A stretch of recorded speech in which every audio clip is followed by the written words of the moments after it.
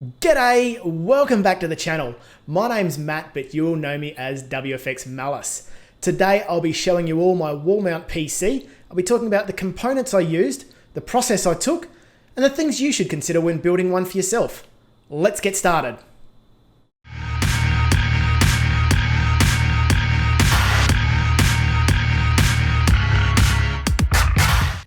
So I'm just going to address the elephant in the room right off the bat.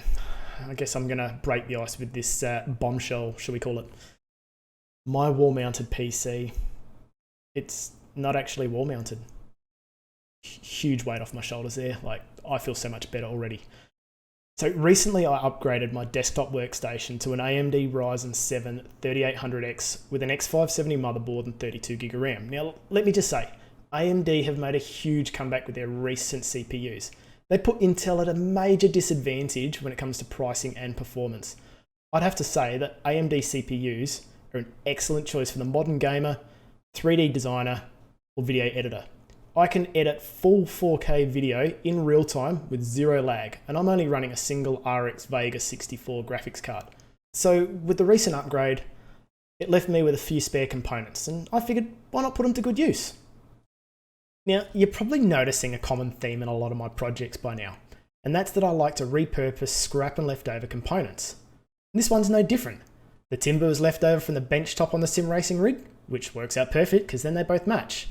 The motherboard, CPU, RAM and power supply all came from my recent upgrade. In fact, the only components I actually purchased for this was the graphics card, the riser ribbon, the SSD and the power switch, which all cost me under $520. Now, I know what you're thinking. I can already hear you saying it. What sort of graphics card are you going to get for under $500? It must be trash. Well, first, let's look at the requirements for all the racing games that I'm playing. Race Room, coming out in 2013, requires a GTX 460 with some RAM.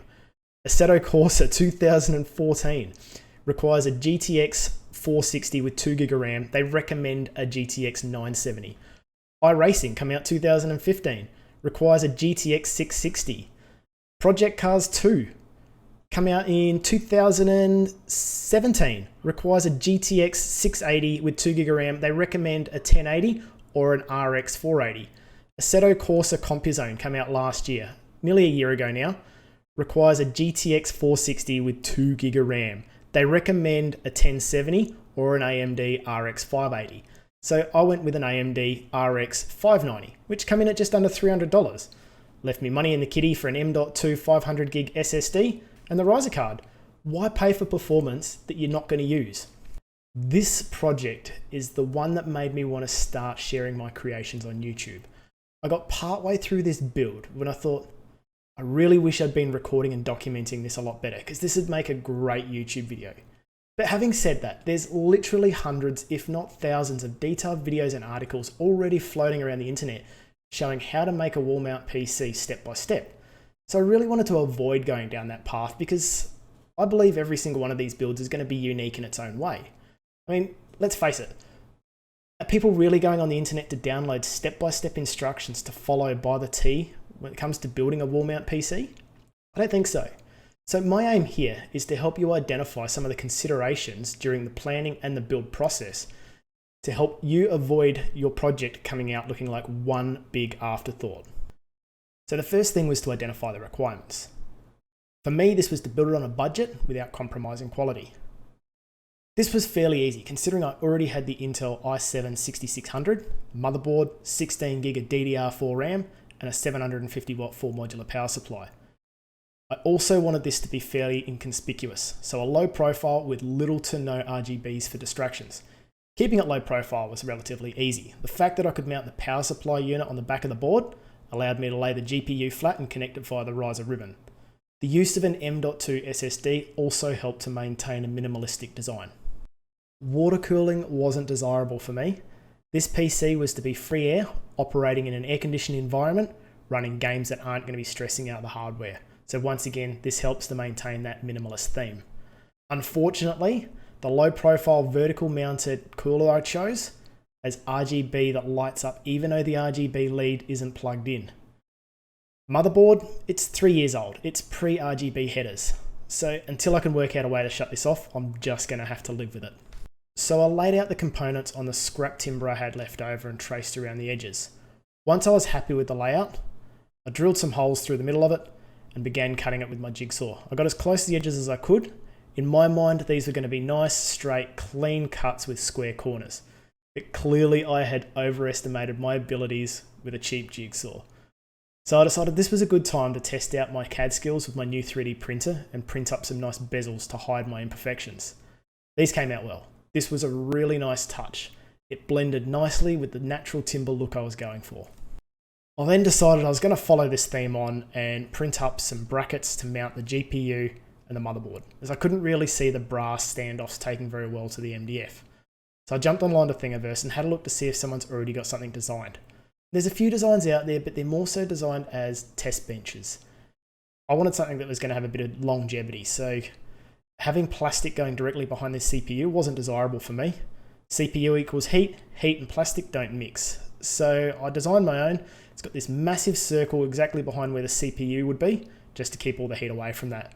And while I was there, I decided why not print up a bracket to mount the power supply. I incorporated the T-slot nuts into this so it would just slide directly between the pre-existing uprights and keep the power supply in place. The amount of strength this little bracket has for the little amount of print material involved was amazing. This thing turned out perfectly. Cable management was probably the hardest part of this. I wanted all the cables to be hidden, and so I had to work progressively to achieve what I wanted. First thing was to go and cut out some sections on the MDF where the I/O ports were going to be. Then I traced those onto the back of the timber frame and got my router out and began routing out sections. Now I had to do this gradually and progressively, sandwiching both halves together and just checking to see that I wasn't squashing any of the USBs. Once I got that right, I moved on to the cable tray for the motherboard power. I traced a section on the MDF of where I thought it was going to run, and then got my router out and began routing. I then went and matched that up with the timber frame until I got the right depth. Now I wanted to be able to run the thick cable through there, but I also wanted to be able to squash it to stop it from moving around. And then I went and copied this across to the section between the motherboard and the graphics card so that I could get the graphics card power and also the front panel I/O cords to the power switch. The easiest part and probably the most fun part was the hole for the riser card. So I basically just routed out a hole right through the MDF behind the motherboard so that the riser card could disappear behind the motherboard, pop through the MDF, and then I routed another hole in a little tunnel I'd cut out for the graphics card PCI slot and just had it reappear nice and neatly back in there. The only afterthought that I'm disappointed with is the network card. The RJ45 port on the motherboard is fairly high, and therefore I couldn't tuck that cord in behind the timber, so I sort of had to hang out on the front. I'm sort of debating on whether I just run it straight out the front and tuck it behind, whether I keep the little dog leg I've got, or perhaps I drill a hole for a cable, poke some Cat5 through and re-terminate a new connection so it just looks nice and neat and disappears. Or do I go with a USB network card or something along those lines? I don't want to go Wi-Fi because the intent is to screen record straight to my network attached storage, and I don't want to compromise any network traffic, particularly if I'm going to be playing online. But that's the only really afterthought I've got with it. Once I'd finished with the cable management, it was time to start the pre-assembly. I mounted the brackets to the MDF, mounted the GPU and the motherboard to the correct brackets, run all the cables, sandwiched the two halves together, glued them and screwed them together, and then glued the bezels into place. From there, I went and decided I'd make up some brackets, and of course that's where my first and second videos come into play. I think it was the second lot of brackets I made was the most successful set, and the rest is all history. So I'm interested, what do you think I could have done better here, or what did you like best about it? Throw your comments down below. Tell me if you're thinking about making something like this, or perhaps you've already made one for yourself. If you've got a design, if you're in the process of making them, tag me in some pictures on Insta. Show me what you're making. Always love to see other people's designs. If you've got something out of this, got some inspiration to go ahead and make something, or you just liked it, make sure you hit that subscribe button, hit the like if you liked it. Thanks for watching, and I'll see you in the next video.